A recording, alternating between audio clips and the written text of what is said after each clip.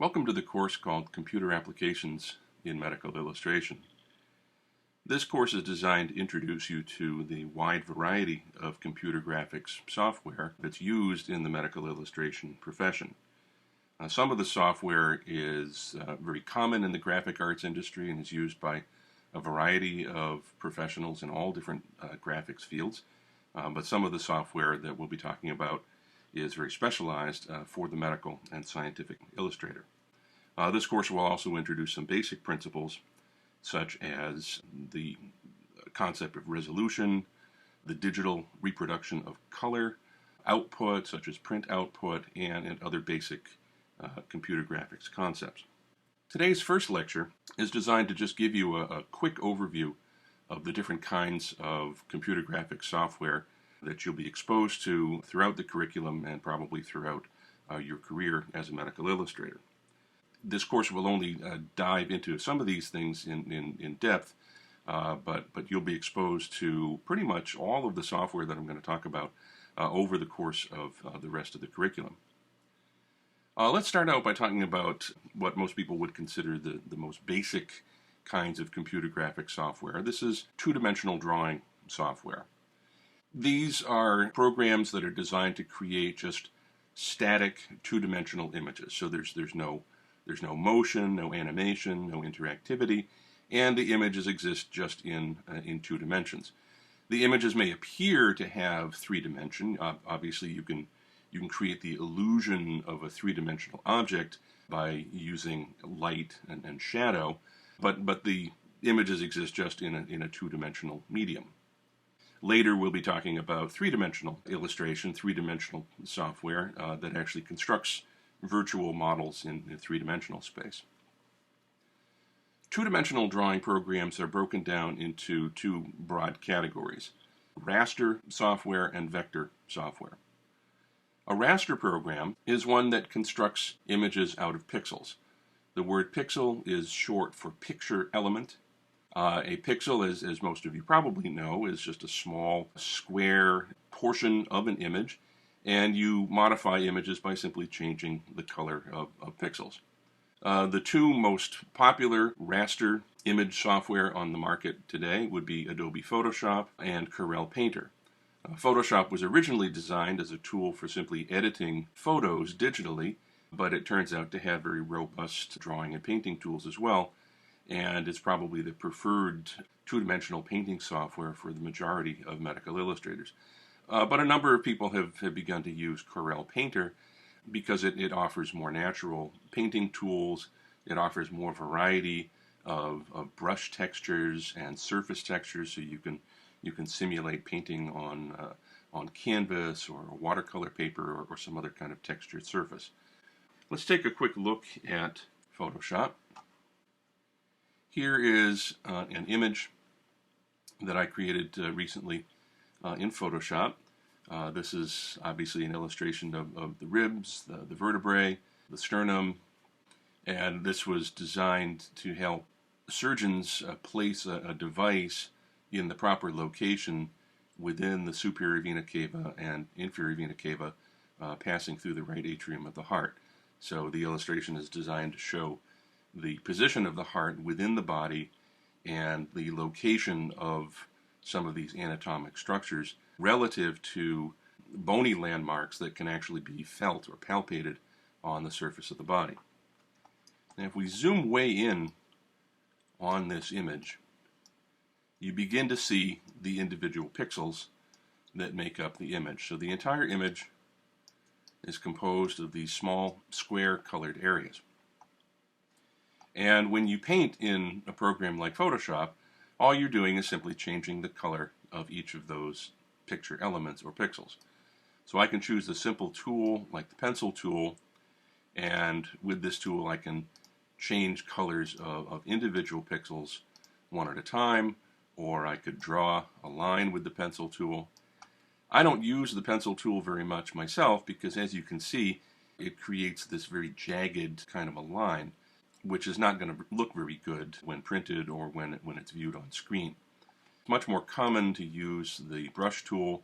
We'll talk about the brush tool quite a bit more in the future. The brush tool allows you to create much smoother looking lines. Now, at this magnification, it looks very, very fuzzy, but if I were to zoom out, it would look a lot better. What you can see with the brush tool is that as I paint with this particular tool, there's a transition from the black line to whatever the surrounding color is. So Photoshop creates a kind of a stepwise series of colored pixels to create a smooth transition from the background to the colored line. And now if I were to zoom back out, you can see what those two things look like here on this rib in the upper right. The paintbrush line still looks kind of fuzzy because I painted it specifically with a soft edge brush, but I can alter the hardness of that brush, and that's going to give me a much smoother looking line at this magnification. But again, if I zoom in, we'll see that it still has that transitional edge between the black line and the surrounding area. By the way, that transition is known as anti-aliasing, the creation of this fringe of pixels that transitions from the color of the object in the foreground to the object behind it. So that's a very quick introduction to raster software such as Photoshop, which, as I say, uses these picture elements or pixels to construct the entire image. So everything on here, including the lines, the text, everything is constructed out of pixels. The other category of two-dimensional drawing software is known as vector software. Vector programs create images out of points and mathematically defined paths. I'll show you that in just a minute. You draw these points that are referred to as anchor points, and the anchor points are connected together by paths. Paths can either be straight line segments that connect one point to another, or they may be curved line segments connecting the points together. And you can give each of these paths a fill color. You can fill in the interior of a shape. You can apply a color to the path itself, what we call the stroke color, and construct all of your objects using these mathematically defined paths. Now, you don't have to understand the math. The software calculates all of the math necessary to remember the position of the points and the shape of the paths. Many years ago, there were actually several competitors on the market, several different vector programs, but in more recent years, one has come to just completely dominate the market. Others have either been absorbed into Adobe or have simply disappeared. So the reigning vector software right now is Adobe Illustrator. Let's take a quick look at Adobe Illustrator. This is just a blank canvas in Illustrator, and I want to just show you very quickly what I'm talking about when I refer to these points and paths. So I'm grabbing a pen tool from the toolbar, and I think you'll find that this is the tool that you use most often for creating objects. There are some geometric shape tools that allow you to create rectangles and ellipses and polygons and so on, which have their use. But in medical art, most of your objects are more natural and more organic in their appearance, and so you want to create more natural, more irregularly shaped objects, and the pen tool is perfect for that. There are a couple different ways you can use the pen tool. One is to simply click a series of points. You see that little blue point and another blue point and so on. And notice that every time I click a new point, it is connected to the previous point with a line segment or path. If we look in the color palette, you'll see that there are two little boxes here that describe the color of the different components of this shape that I've created. This solid box here, which is colored white, that represents the fill color of the object. So you can't really see it right now, but this object is actually filled in with white. If I were to choose some other color, you'd see that the object fills in completely with that color that I've chosen. And even though these two endpoints on this object are not connected together, the fill color still connects the two endpoints, so to speak, so that we have this shape that appears to be a completely enclosed shape. There's another box here, and I can click on the box that appears to have a black outline, and notice when I click on it, it brings that box forward. So now any changes that I make to the color are going to affect the stroke. In other words, the color of the path. I don't have to have a stroke color on the object. If you look down here in the color palette, there's this little white box with a red slash through it that says none. If I select that, then my stroke color has disappeared.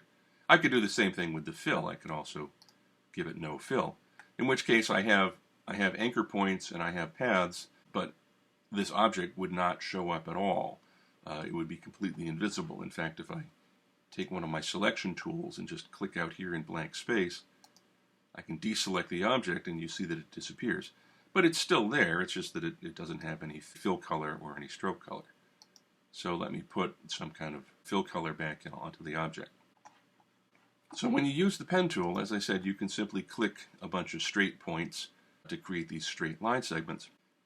But I think for the majority of the artwork that you create, you're going to want to use curving paths as opposed to these very straight, very angular line segments.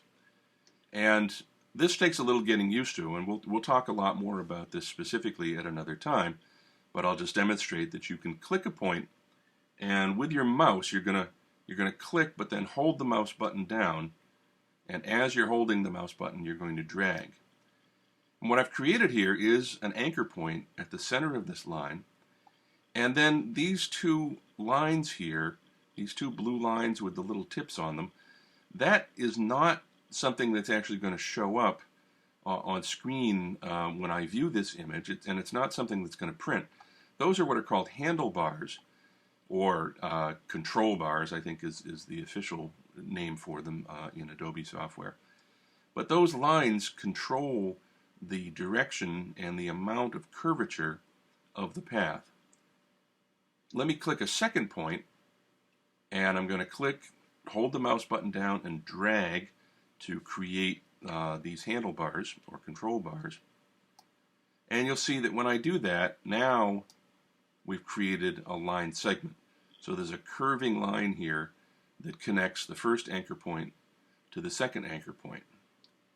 And these small blue lines with the little tips at the ends, those are control bars that control the amount of curvature and the direction that the curve follows. And what you might notice is that the curve kind of parallels this first handlebar, but then begins to deviate away from that handlebar as the curve moves over to connect to the second anchor point. And at this point, the curve is kind of following parallel to the handlebar of this point.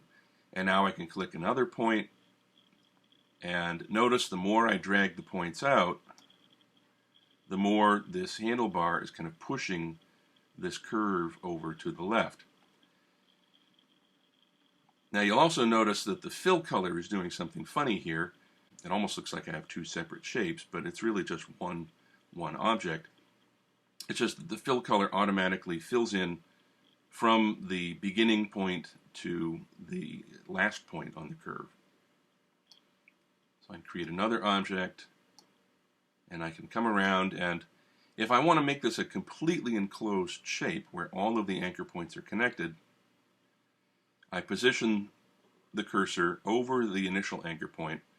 Notice that the pen tool gets a little circle symbol in the bottom right corner. That tells me that I'm about to close the object, and I click and drag again, and now I have a completely enclosed shape. And I could change the fill color of that. Once again, I could go back here to the stroke, and I could put a stroke on there. So a vector program like Adobe Illustrator creates all objects using these anchor points and these paths, and you have these control bars or handlebars to control the curvature and the orientation of each curve. I have some selection tools that I can use that allow me to move individual points around, and notice when I move that anchor point that the curve automatically reflows to the new position of the anchor point. I can also click on the ends of the handlebars to change the curvature of the paths. Over here I could pull this curve in so it doesn't extend quite so far out to the right. I can grab this handlebar and do that some more, so I have more of a blunted shape here. So I have lots of control over the position of these anchor points and the curves that I create using these different tools.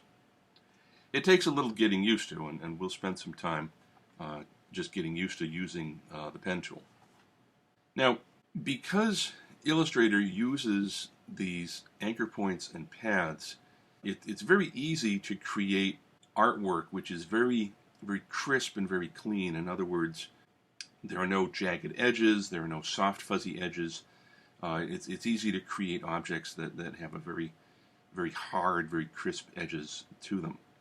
It's a little more challenging to create highlights and shadows and subtle variations in form. It's harder to create subtle shadows and highlights and things that give the appearance of form. Therefore, many people use Illustrator to create fairly simple artwork, such as charts and graphs. Something like these graphs here are very simple to create by simply creating a rectangle and then drawing some lines on the rectangle to create the grid of gray lines in the background, and then to create these the different curves on the graph. It's a simple matter of just drawing a series of anchor points and paths. So it's very easy to construct very neat looking, very clean looking graphs, very professional quality graphs such as this. And that's what a lot of people use Illustrator for exclusively, is to just create this very, very kind of simple charts and graphs and things. It's also very easy to create very simple illustrations filled with flat colors.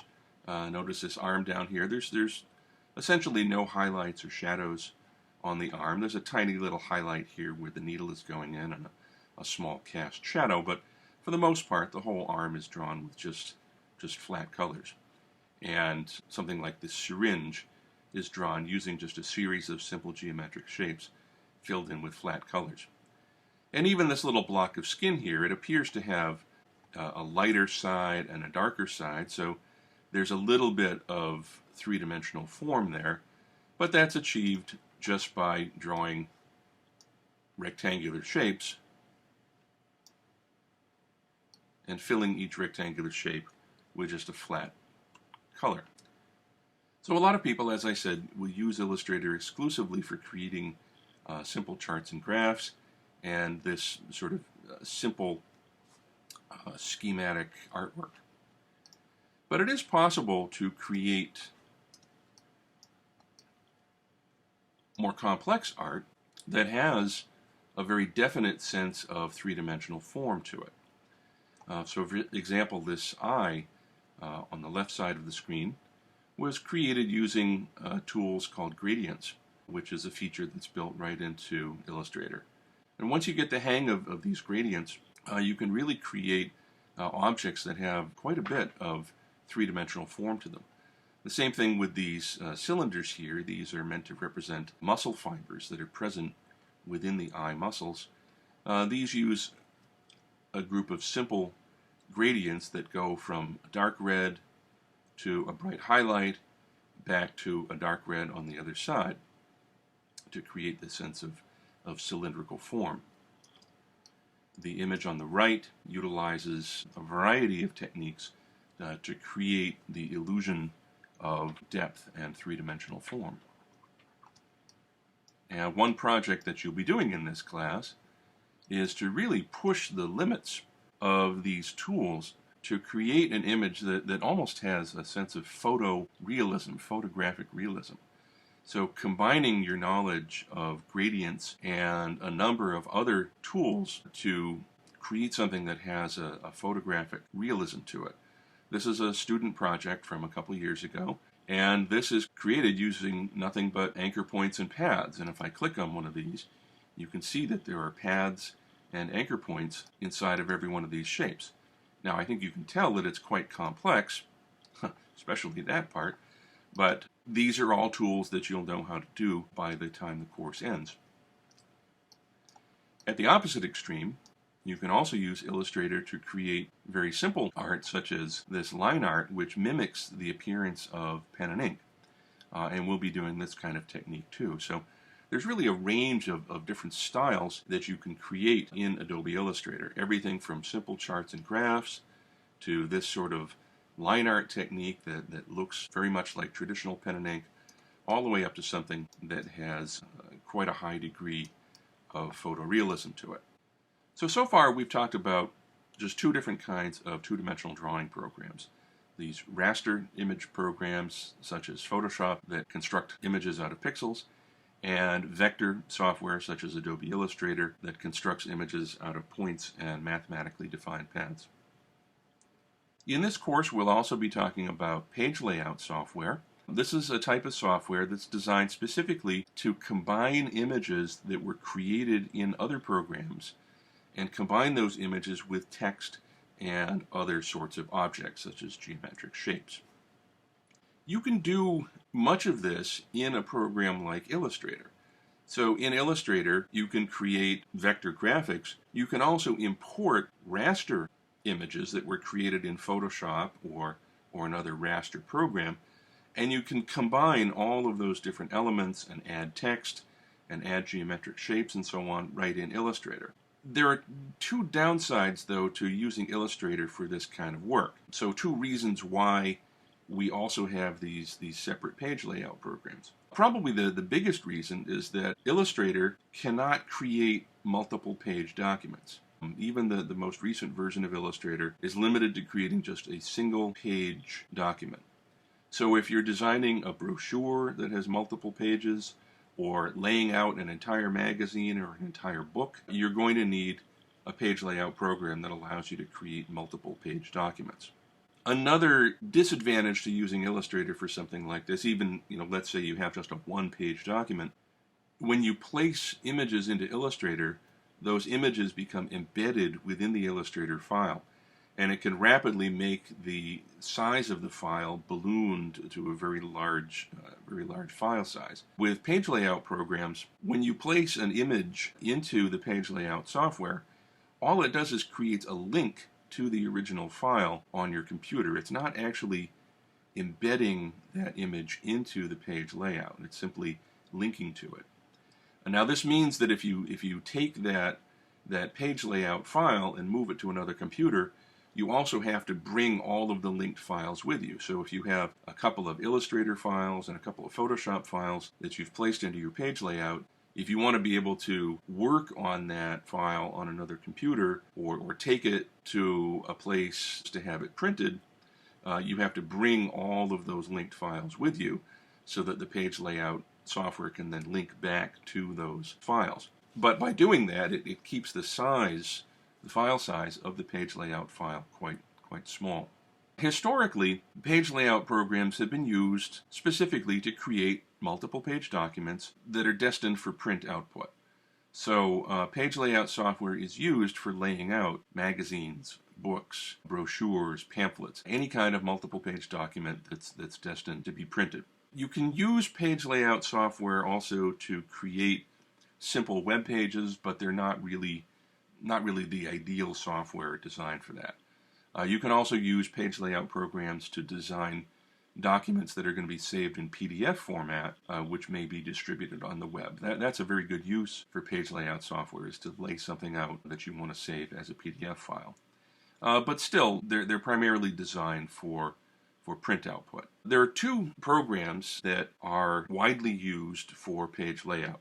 Many years ago, most designers who were doing page layout and desktop publishing used a program called Quark Express. This is one of the earliest page layout programs that was designed specifically for generating print output from a digital file.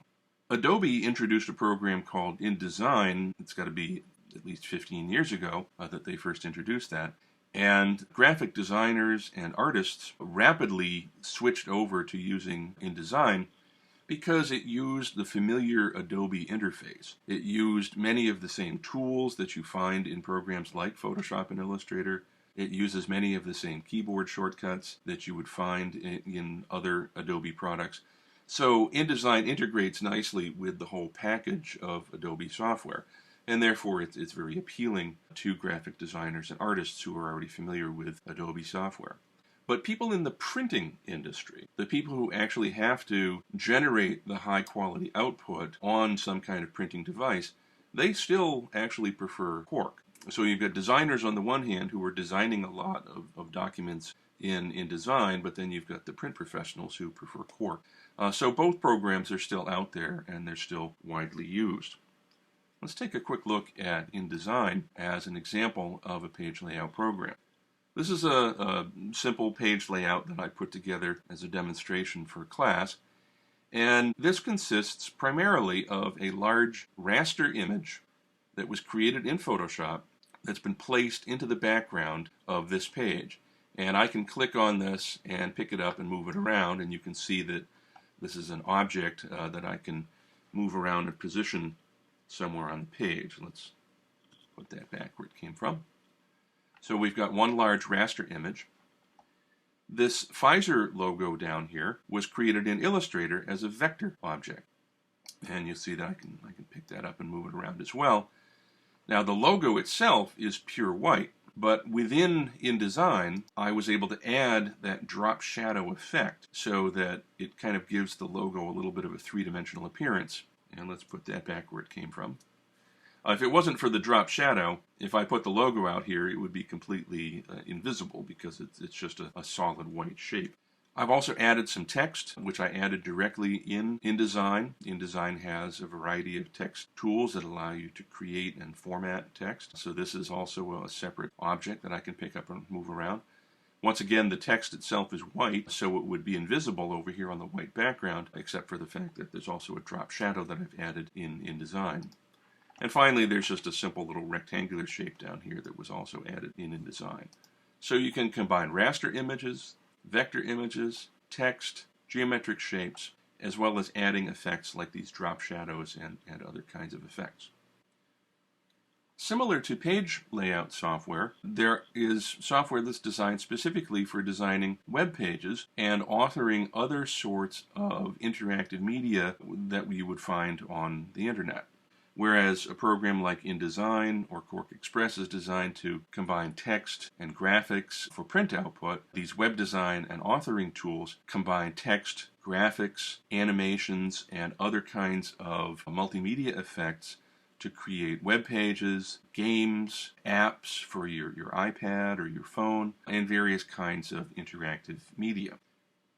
These web design and authoring programs typically use something called WYSIWYG, maybe a term that you've heard before. That stands for what you see is what you get, meaning you position all of the elements within the software exactly the way you'd like them to appear in the finished product. And then the software generates the code, essentially the computer language, that's necessary to describe that page, so that when somebody opens your web page in their favorite web browser, it's reading that computer code and then creates the page exactly the way you had designed it, exactly the way you intended it to look. So you design it to look a certain way, and then the software generates the code in HTML, that's hypertext markup language, which is the language used by web pages, or CSS, cascading style sheets. It's another alternate language that's used for web design, JavaScript, or whatever other computer language or scripting language is necessary to describe the page. For web design, there are a variety of programs out there. One that you'll be exposed to in our program is Adobe Dreamweaver. part of the whole Adobe package. You'll be exposed a little bit to some gaming software. The Unity game engine is one that we use quite a bit here at RIT. There's something called the Unreal Development Kit, or UDK. These are the software that allow you to create games, and a lot of the sophisticated computer games that you see are designed using this software. There are new authoring tools such as iBooks Author from Apple, which is designed to create the iBooks that you can purchase from Apple's website, from the iTunes store. So you can actually author your own iBooks that incorporate not only the traditional text and two-dimensional graphics that you'd find in a typical book, but an iBook, of course, has the luxury of being able to incorporate animation and three-dimensional media and interactive media all into a sort of electronic book format. Let's take a look at one simple example of a web design program, Adobe Dreamweaver. This is a very simple web page that I designed many years ago. You can see that what I've done here is positioned text and some simple graphics on the page and laid everything out exactly the way I want it to look on the page. So very similar to using a page layout program, when I simply position these different elements on the page. But then the software automatically generates all of the computer code, in this case HTML code, that defines all of the different elements on the page. I know a little bit of HTML, so theoretically I could actually program all of this myself, writing all of this code, but it's very difficult and very time consuming, and in particular it's very hard to go back and edit all of this and get it right to make it look exactly the way you want it. It's so much easier to simply design the page the way you want it to look and then let the computer generate the code for you. In our medical illustration program, you may have already been introduced to some three-dimensional modeling. If you haven't already, you will be soon. Three-dimensional modeling software generates three-dimensional virtual models. So it keeps track of the three-dimensional coordinates of each object and allows you to position these 3D virtual models into a virtual environment. So you can create an entire scene, such as a room scene filled with three-dimensional virtual furniture. You can generate lighting that illuminates the room. Each of the objects, you can then add color to that object. You can add surface textures, so you can create things like wood grain or fabric or metallic texture, really any kind of texture you'd want on your objects. You can then add the lighting to the scene. You can have a variety of different kinds of light sources within the scene, and then a variety of rendering effects to create a certain kind of atmosphere within the environment. And then finally, you can render these images out as scenes, which may be photorealistic. I'm sure you've seen examples of images that were rendered in 3D software that are just absolutely indistinguishable from a photo. Of course, you can also make these three-dimensional objects move within their virtual environment and generate animations. And again, I'm sure you've seen lots of very photorealistic animations. Of course, you just look at any Hollywood movie today, and they're filled with computer-generated special effects. We actually teach some of the same software that's used in Hollywood for those kinds of effects. So you will be able to create animations with a high degree of photorealism. There are a number of different programs available for this kind of three-dimensional modeling and animation. I've listed many of the popular ones here, but there are others. Autodesk makes two different programs called Maya and 3D Studio Max. These actually used to be competing companies, but Autodesk purchased 3D Studio Max, and now it's all produced by a single company. We happen to teach Maya in our program. Maxon Cinema 4D is a somewhat simpler program. It has a little bit easier learning curve. Probably not as powerful as the Autodesk programs, but certainly it's more than capable of producing very beautiful three-dimensional objects and animations. And then there are a number of other programs that people use in addition to their primary modeling and animation program. Mudbox and ZBrush are both digital sculpting tools. They use much more intuitive kinds of tools to allow you to create very complex objects. Particularly in the medical illustration field, there are organs and other structures, bones, like think about the skull, which is quite a complex structure, that are very difficult to model. And these tools like Mudbox and ZBrush give you tools that make it much easier to sculpt those kinds of complex organic shapes.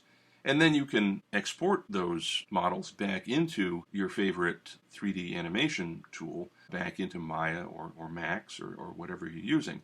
So many people who do 3D are constantly going back and forth between different programs, using the best features of each software and then ultimately bringing those models back into their main animation and rendering program.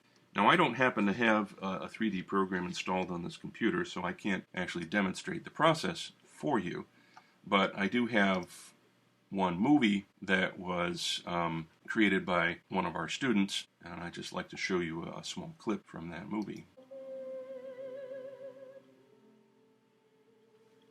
This was part of a master's thesis project by Robin Kang, one of our graduate students from a few years ago, and she sculpted this heart in 3 dimensions.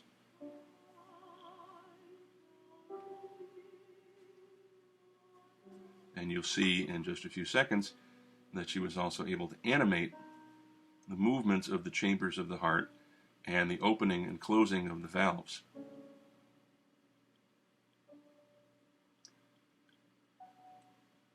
This was all done in Maya.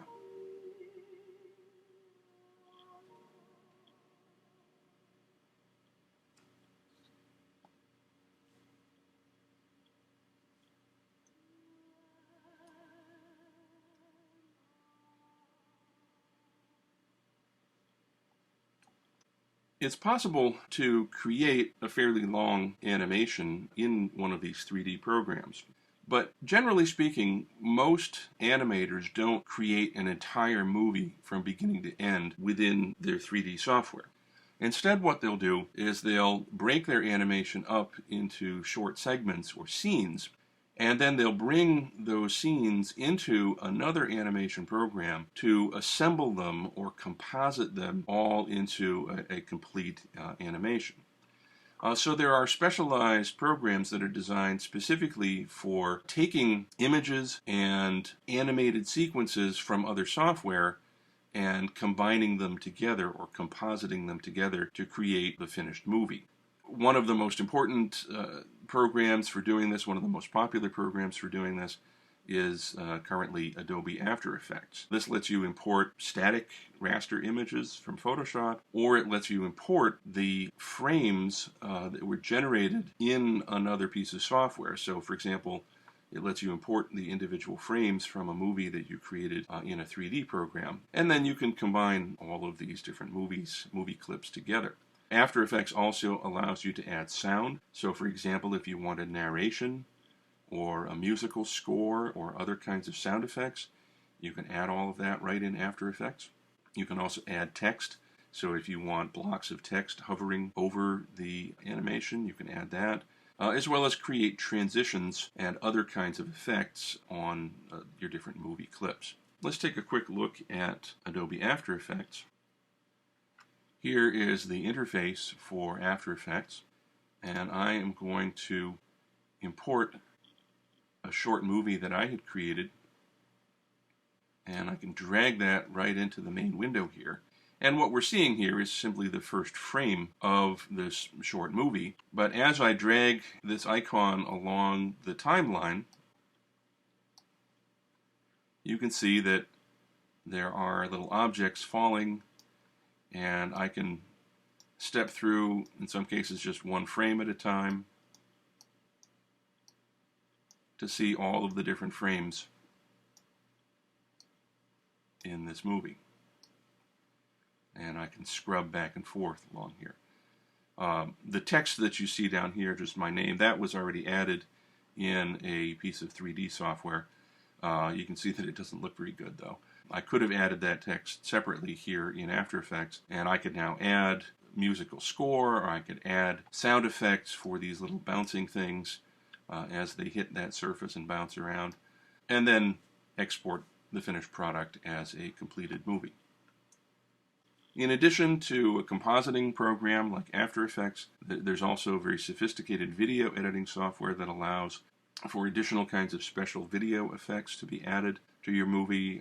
It allows for working with sound.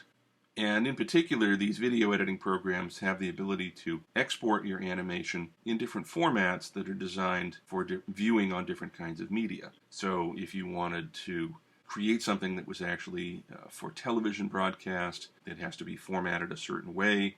For TV broadcasts in North America, they use one standard. There's actually a different standard for broadcast television in Europe, so you'd have to know the different formats for those different markets. Or these video editing programs also let you create video that's specifically formatted for use on the web or in some other kind of medium. So there's software like Adobe Premiere, Final Cut Pro from Apple that allow you to do that kind of video editing. The software that I've talked about so far for animation is all designed primarily to work with raster images. So when you generate an animation out of a 3D program, each individual frame is a raster image composed of pixels. And so most animation uses raster images composed of pixels. But there are other animation programs that allow you to animate vector objects. So these objects that consist of anchor points and paths, such as the kind of artwork that you produce in Adobe Illustrator. So you can create animations of vector objects. The software also allows you to create interactive media for use on the web. So you can create buttons and things that serve as hyperlinks, linking you from one page to another page. And also you can do some fairly complex scripting that allows you to create some very interesting effects within the animation. The reigning software for this kind of vector animation for many years has been Adobe Flash. Flash, unfortunately, is probably not going to be used very much more in the future because Apple made the decision to no longer support, in fact, to never support Flash on their mobile devices. So you can't view Flash animations on an iPhone or an iPad. And those kinds of devices are so popular now that people are reluctant to use Flash because they're afraid that lots and lots of people won't be able to view their animations and their interactive media on those kinds of mobile devices. So there's a new generation of animation programs that can still animate vector objects as well as raster objects, and they generate the animations in HTML5. That's the latest generation of the hypertext markup language. Adobe Edge is an example of a very new product. It's new as of 2013 anyway, that allows you to do many of the same things that you used to be able to do in Flash, but exports the final animation in this HTML5 format so that it can be viewed not only in a traditional web browser on a desktop computer, but can also be viewed on mobile devices like iPhones. Let's take a quick look at some examples of interactive media that were created in Flash. This is a very simple animation that was done entirely in Flash. And I think you'll be able to see that it consists of vector objects.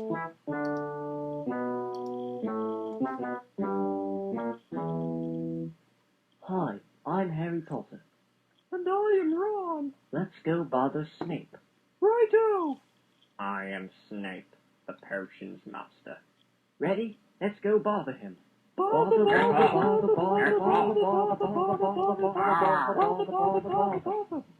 Okay, enough of that. Here's another example of something much more sophisticated created in Flash. Flash has the ability to do very complex scripting that allows you to create all kinds of interesting interactive experiences. And it remains to be seen if Adobe Edge has that same level of sophistication to create something like this. In this particular game, you can actually pick this guy up and drag him around so he responds to the movements of your mouse. But then as he drops through this environment, you can see how his body responds to the presence of those bubbles. So that's all programmed into Flash using something called ActionScript, which is the programming language or scripting language that's built into Flash. So I can pick this guy up and toss him, and he falls. And you see every time he hits one of these little bubbles, it bends and contorts his body into strange shapes. And every now and then he gets stuck, so I have to give them a little bit of a nudge.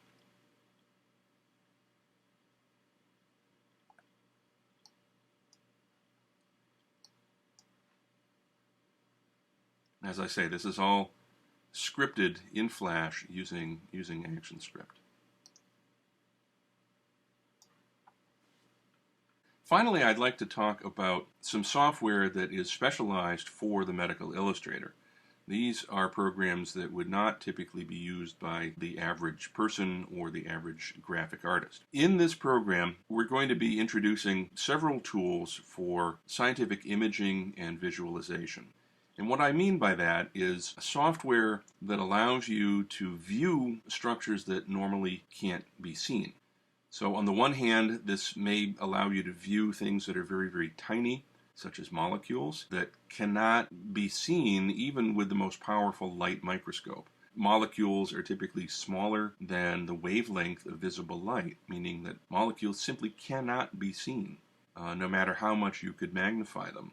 But there are other technologies that allow you to determine the three-dimensional arrangement of atoms within a molecule. There are techniques like X-ray crystallography that use X-rays to determine the arrangement of atoms within the molecule. So there's molecular visualization software that allows you to open the data files that are generated from X-ray crystallography to actually view molecular models, to actually be able to see that three-dimensional arrangement of atoms. Several of my favorites that I'll be introducing you to are Chimera, VMD, and PyMol. Let me show you one example right now. This is a piece of software called Chimera. UCSF stands for University of California at San Francisco. That's the group that developed this software. And it's really an amazing piece of software that allows you to open the data files that were created from X-ray crystallography. Here is a molecule of dopamine. Dopamine is one of the neurotransmitters that allows neurons to communicate with one another in the brain. And what we're looking at here is what's called a stick model, where the endpoints and the corner points of the model represent the position of atoms, and the sticks are the bonds between the atoms. We could also view this as a ball and stick model, where you now see small spheres that represent the location of each atom within the molecule. This software can actually be used to render publication quality image.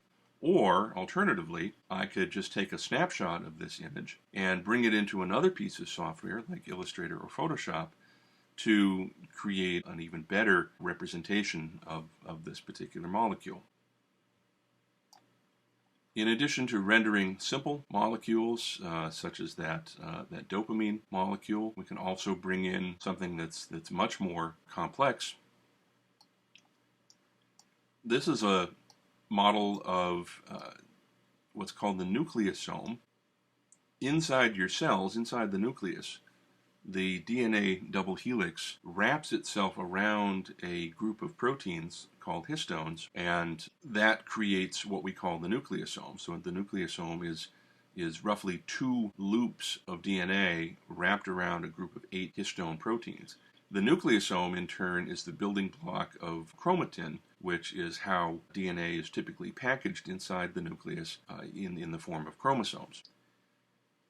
So I can create different representations of these different molecules. For example, I could select all of the protein. Those would be the histone proteins in the center of the molecule. And I could give them a surface so we can see them with more of a three-dimensional form. So in this particular view, now it's easier to distinguish that DNA double helix as it winds around the outside of the nucleosome, easier to distinguish that from the solid protein at the core of the nucleosome. So this is very, very powerful software for viewing molecular models, and the ability to illustrate structures at the molecular level has just become critically important for the medical illustrator, because so much of what's happening in medicine these days deals with things at the molecular level, whether it's illustrating concepts related to the human genome or illustrating the mechanism of action of a drug in the body. How does a drug interact with other molecules to have its effect on the body? All of these things are important for the medical illustrator to be able to represent. So it's important to be able to draw structures not only at the anatomic level or the cellular level, but also here at the molecular level. I'll also be introducing you to medical imaging software that allows you to take data from medical imaging studies, such as CT scans, MRI, PET scans, ultrasound, other types of clinical imaging studies, and reconstruct that data as a three-dimensional model. And you'll be able to then view this three-dimensional model and, in some cases, export the images directly as publication quality images, or in other cases, simply take those 3D images and export them to use as references, as rough sketches, so to speak, to bring into Photoshop and then render anatomic structures in Photoshop. So this medical imaging software lets you view real patient data from living patients and view them in interesting angles, different orientations. The software even lets you crop images so that you can cut away part of the body to see deeper structures. This is a piece of software called Osirix that allows you to view and manipulate imaging data from actual patients. What you see here is a list of different sets of data that I've already imported into the program. Each of these represents a set of CT scans or MRI scans, but it would also allow me to import other things like PET scans, ultrasound, and other kinds of imaging studies. So I'm going to choose one of these data sets here. This one called Mannix actually contains 4 different studies. I'm going to choose this one called Angio CT, which is looking at the arteries using CAT scan or CT scan. And I can view this initially in 2 dimensions as a series of cross-sectional X-ray images. CT stands for computed tomography, and it consists of a series of cross-sectional X-ray images. And what you can see now is that I'm simply cycling through the different cross-sectional images, working our way from the thorax up through the neck. There's the chin coming into view, the jaw or the mandible. We're working our way up through the head. The real beauty of this software is that I can take these 2-dimensional cross-sections and stack them up to reconstruct them as a 3-dimensional rendering of this particular patient. And here you see the remarkable images that are produced by simply stacking up those 2-dimensional X-ray images to produce a complete 3D model. Now in this case, color has been applied to the model. The individual X-rays, of course, are black and white. But the software assigns a color to each specific shade of gray that was present in the imaging study. So the software recognizes that anything that was bright white in the individual X-rays represents bone, which is the most dense tissue in the body. Structures that are a little bit gray would have lower density, and pure black is essentially air that has 0 density. And so the software recognizes that each shade of gray corresponds to a different tissue with a different density, and therefore the software is able to apply a color to each of those different tissues. So you can see that the bone is in this off-white color. There's some yellow structures, which are arteries, and then you can just faintly see some reddish structures, which are muscles. And we can zoom in, and we'll learn more about this later, but another remarkable feature of this software is the fact that you can make certain parts of the image visible and other parts invisible. Right now, all of the skin and most of the musculature is completely hidden, but we can actually modify the image and put more of that musculature back on. We can even put all of his skin back on to the point where we see a recognizable image of this person. We can do the opposite and gradually strip away the skin and remove the musculature and go back to where we were before with just a little bit of the musculature faintly showing and many of the blood vessels shown in yellow.